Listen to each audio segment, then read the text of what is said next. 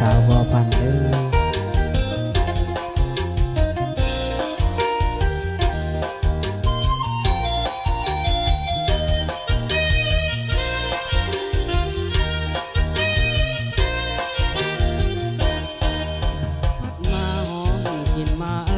คิดฮอดแจ่มจันทร์ผู้สาวแขวงหัวพันน้องนั้นอยู่กับผู้ใดแต่งงานหรือยังสาวดังควันเมืองสามไตคนงามสาวเมืองเวียงไสได้อยู่ไกลแต่ใจห่วงหาน้องสร้างงามเรือสาวสำเนือดินแดนมักจองเก็บสาวเวียงทองเดี๋ยวมองตัวทองทุ่งนาสาวเมืองเสียงคองให้รออายก่อนเธอนาอย่าเฝ้าแต่งงานเด้อลาเมื่อแอบควันตาสาวสามีสาวเมืองหัวเมืองอย่าเครื่องเด้อคำอำลาสงกรานต์เมื่อบุญเดือนสองเฮามาเที่ยวตาเสลยเดินสองเที่ยวทางทานผู้นำสุขใจแค่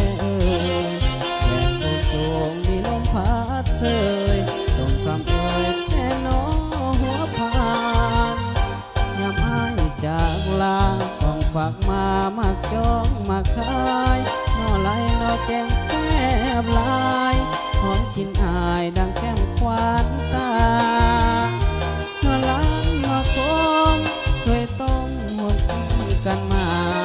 สาวลาวอยู่ใต้ลมฟ้าใส่จะมาเทียบสาวหัวผาชอบมอบให้พ่อแม่พี่น้องเฮาที่มวนซื่นในค่ำคืนวันนี้เอากาคออวยใส่ให้แขกบรรณาทานที่มาร่วม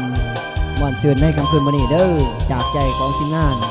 สมจิตบ่อทองพี่น้องเอ๋ยมวนซื่นกันไป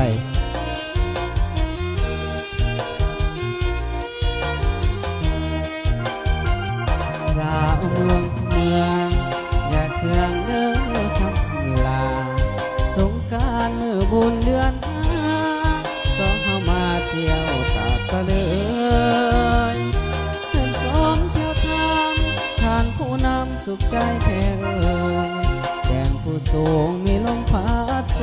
ยส่งคำเอ่ยแท่น้อหัวพาน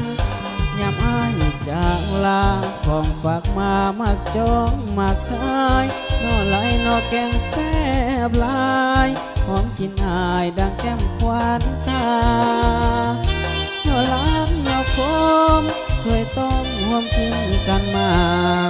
สาวลาวอยู่ใต้ลมฟ้าใส่จะมาเทียบสาวหัวผ่านขอขอบอกขอบใจได้เด้อสำหรับจอกเดาจอกเบียร์พี่น้องเอ๋ยขอขอบใจ